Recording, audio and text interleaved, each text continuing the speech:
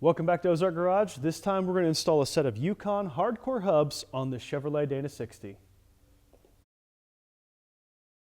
So if you saw the last episode, you know this Jeep has gotten a set of 42-inch BF Goodrich KM3s on a set of KMC bead locks. So with a larger tire, it made sense to upgrade the outer stub axles. This factory Chevrolet Dana 60 has 35 spline inners from the factory, but the outer stubs are only 30 spline.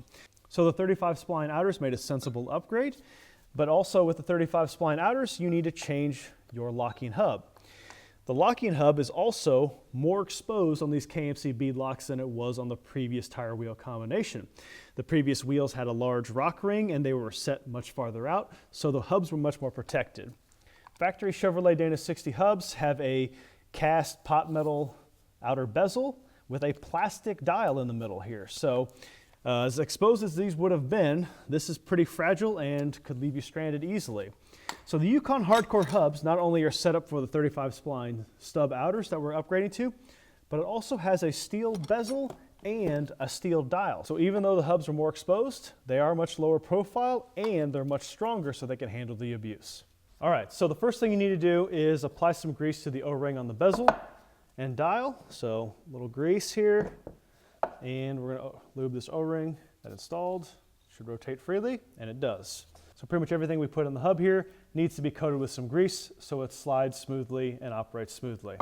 So I'm starting with the outer clutch gear, and then I'm going to move to the inner clutch gear here, put some grease on everything,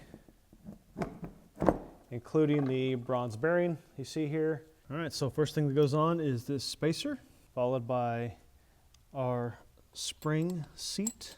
Goes all the way down in there. Then the spring sits on top of that. And then we can put our clutch pack in. Clutch pack down past the snap ring groove. And then we got to put this snap ring on, which is a bit of a three-handed operation. But you get started and then work it around the outside.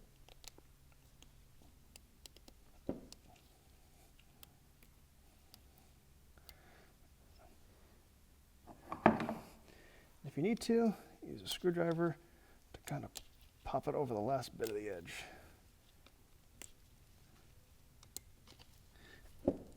And once it's in the groove like that, should stay. Then we need this piece, which I'm not sure what this is called. It pushes down on the outer clutch and disengages the hub. And then our hub retaining plate like that.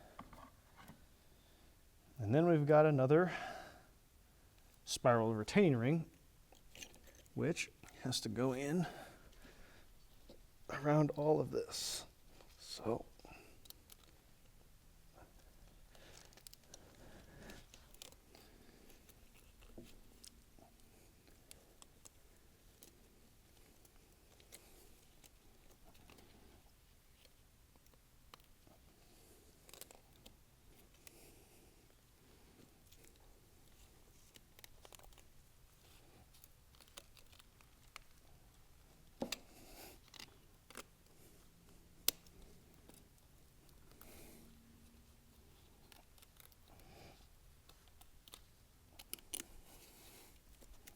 all right, so to install the bezel, make sure you have the arrow pointed to the lock position and then line up these two notches with the notches in the bezel.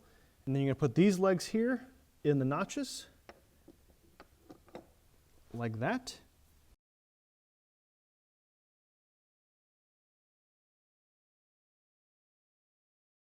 Using a 5/32 hex key, we're going to tighten these down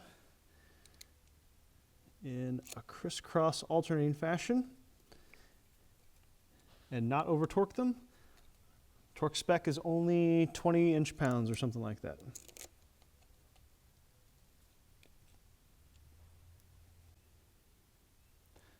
So here's a quick comparison of the factory Dana 60 hub with the Yukon Hardcore hub. So not only do we have 35 spline stubs, but we also have a much lower profile, much stronger hub ready to take on the trails. So thanks for watching.